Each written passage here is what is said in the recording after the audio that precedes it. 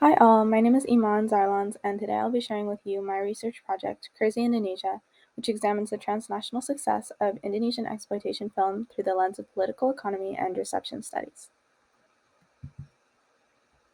Now, to spotlight the learning goals of this project, let's outline our scope of inquiry and analysis. The primary question my research seeks to address is, how is the success of Indonesian exploitation film defined in local versus US audiences?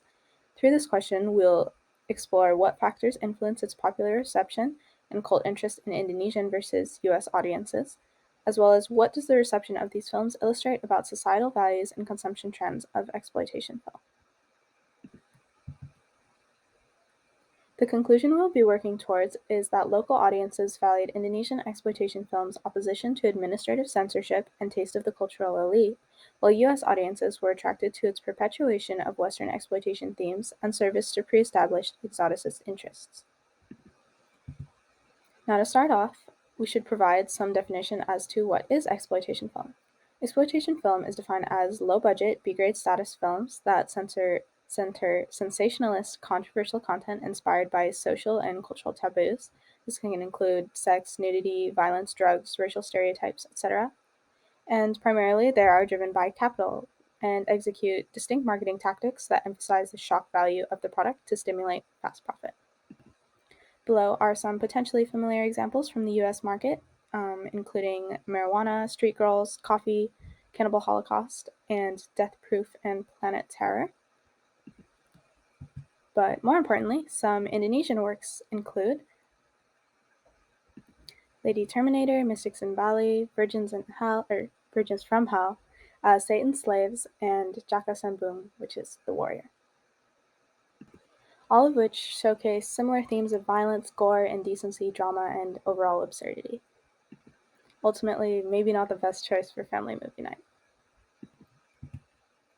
Exploitation cinema also falls into the category of cult film, which are known for their devoted and passionate following.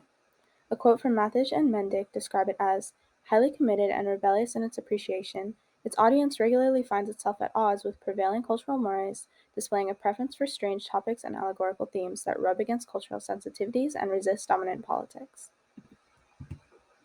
This distinction is directly relevant to our argument because while exploitation film defines the product, cult film better refers to the tendencies of the audience. While not all cult film is exploitation film, nearly all of exploitation film is eventually cult film. Interestingly, though, while these productions were recognized and treated as exploitation cinema in the West, it was not explicitly defined as such by local Indonesian audiences during this time period. Indonesian exploitation film was considered a part of the mainstream. It was not alternative in its consumption status, but in its opposition to government values and the desired representation of administration to the world, ultimately making it a more attractive product to the people. On the other hand, its status in US audiences was different, and it was distributed and consumed by audiences that upheld its exploitation and cult title, therefore following established tendencies within cult film culture. Moving on, let's outline the climate that these films gained popularity in. Indonesia's New Order era ranged from 1996 to 1998 and was initiated by the establishment of Suharto, the second official president since Indonesian independence in 1945. The country experienced a shift from left-leaning politics of Sukarno, the founding president, to an authoritarian administration that established itself through the party's violent cleansing of communism in 1965. While Suharto's economy was more stable than under previous administration, its power and opportunity was dealt to a very concentrated group of individuals, and pushback from the people was limited by censorship. Ultimately, Suharto's violence and authoritarianism instigated a cultural distinction in the working class, because although they were economically improved, they were still under oppressive and corrupted rule, which promoted indignation in the lower and working class towards the elite. We can identify freedom of expression, reclaimed national identity, and community as cultural desires produced from living under Suharto's oppressive administration. And, unsurprisingly, this relayed onto cinema culture and consumption. One of the films produced out of this environment was Lady Terminator, released in Indonesia in 1988 and abroad in 1989. It was a hit locally as well as overseas, and has become one of the most recognized and recommended titles in the Indonesian exploitation film fandom. The story follows an American anthropologist who goes on a violent and raunchy rampage after being possessed by an Indonesian goddess, the South Sea Queen.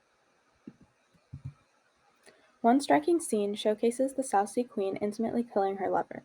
While the scene starts off unsuspicious, the man's pleasure soon turns into agony as he looks down to see a fountain of blood coming from his groin. She eventually goes on to possess the American anthropologist, who continues the cycle of lust and gore. While the surface level intrigue of the content is evident, the nature of its interest and value differs by audience. This exemplifies the legend genre, which centers culturally distinct characters or mythology, and the South Sea Queen is one of Indonesia's most well-known figures, making appearances in horror and softcore flicks alike. The South Sea Queen's powerful, seductive, and culturally patriotic reputation can be acknowledged as especially complementary to the people's desire for reclaimed Indonesian identity during the New Order era. It actively opposes censors by platforming something so inherently Indonesian, yet oppositional to the restrictive desires of the government, crafting an empowering and rebellious expression of the people. Alternatively, the legend genre serves a different interest in unfamiliar audiences. The West has an undeniable history of banking on the exotic otherness of Asian cultures, particularly in exploitation film. The ability to amplify established anxieties and fantasies of culture thrives in underrepresented bodies and traditions. In the 1930s, there was even a popular exploitation film genre, Guna Guna, dedicated to exposing the mythical tribal women of Indonesia and catered to the mainly sexual curiosities of the Western eye. However, since films such as these were produced by Western filmmakers, having a product come directly out of Indonesia itself adds a whole new level of authenticity and intrigue. There are a number of terms that exemplify these assigned traits based on the nationality of a product, and argue for the product's distinctness. These labels exemplify the role of othering the product in cult film. Notoriously, Asia Extreme, or Extreme Cinema, was created by the 1984 British distribution label Metro Tartan, or Tartan Films, in reference to Asian horror films, primarily from Japan, South Korea, Hong Kong, and Thailand. Crazy Indonesia was a similar term developed on fan forums, which similarly categorizes the absurdness as inherent to Indonesian production. Both these terms replicate tendencies key to exploitation film marketing. Building a novel identity on the weirdness of the other has been key to instigating success and building reliable fan bases in exploitation and cult cinema. On screen is a blog and some reviews of various Indonesian exploitation films, and we can recognize the terminology that has built the reputable, crazy identity of the product. One fan states, "Oh my god, this is one of the most outrageously insane action and fantasy films I have ever had the pleasure to view." Another states, "Indonesian Islamic martial arts mayhem. To date, I've only seen a handful of Indonesian exploitation films, but they've all been wild, whacked-out mama jamas, The Devil Sword and Lady Terminator being hands down the nuttiest." In the blog Backyard Asia, the fan advertises it as the weird, unknown, forgotten, never discovered, trashy, wild, gory, absurd, insane, dark, nasty wonders from the Asian backyard. A quote that summarizes this brand identity constructed from the product is, this unprecedented success for a niche genre foreign language cinema was due to an orchestrated and long-running brand campaign which attached a unifying label and extremely strong brand identity to these films. Another statement is, "To us in the West, the mythology they explore, the South Sea Queen, was new and very exotic. There was also something interesting in seeing Western exploitation staples such as the women in prison movie or the monster movie being filtered through Indonesian eyes. The women in prison movies and monster movies both being genres of Western exploitation." However, Lady Terminator also taps into a very recognizable aesthetic for Western viewers. Just based off the name itself, audiences can expect some form of tribute to their own classic films. A quote from the back of a DVD of the movie states, it's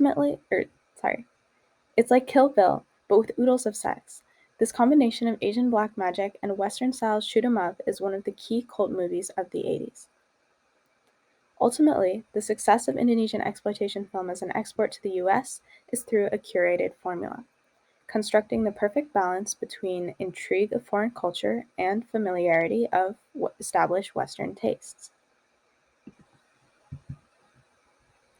Conclusively, by looking at the political context that birthed Indonesian exploitation film, the historically established role of exoticism in exploitation and cult film culture in the US, and the balance of cultural authenticity and globalized aesthetics, we can come to the understanding of how local audiences valued Indonesian exploitation film's opposition to administrative censorship and taste of the cultural elite, while US audiences were attracted to its perpetuation of Western exploitation themes and service to pre-established exoticist interests. Thank you so much for listening to my presentation, and I will leave you with a quote that was of great inspiration to my process of research by Eric Schaefer, who is an exploitation film scholar. He says, "What is socially peripheral is frequently symbolically central." That is, when we look deeper into what society obscures or rejects, such as exploitation film, we can often reveal much more intricate social trends and complex interactions. So when looking at a product or event or time period, don't forget to consider the more unconventional or unserious elements, as they often harbor tremendously informative illustrations of society. Thanks so much again, and hope you have a wonderful night.